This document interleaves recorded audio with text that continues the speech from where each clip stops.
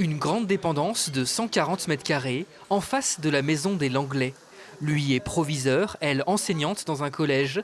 Avec leurs 5 enfants, cette famille aura dans quelques semaines de nouveaux voisins, hébergés ici gratuitement. C'est le cas de Serran, en plein travaux dans son futur logement. Avec sa femme et ses enfants, il pourra y vivre dans l'attente d'un titre de séjour. Cet ancien employé de mairie en Arménie a demandé l'asile politique en France. Français, très bien.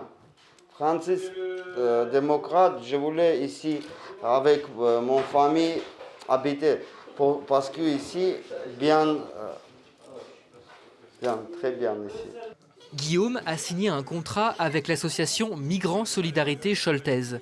Celle-ci paye les travaux et plus tard les charges des logements. En échange, le propriétaire lui prête le bâtiment pour 10 ans. Un partenariat qui permet à 3 familles de migrants de trouver un toit. Bangladesh, Arménie, voilà, je parlais avec Adil, voilà, du Soudan. Enfin, c'est des réalités qui nous touchent aussi hein, par leur humanité, ce qu'ils racontent de leur vie. Donc forcément, nous, ça vient nous bousculer dans notre quotidien, dans nos habitudes, dans notre confort. Créée il y a 1 an et demi, cette association s'est spécialisée dans la question du logement pour les migrants.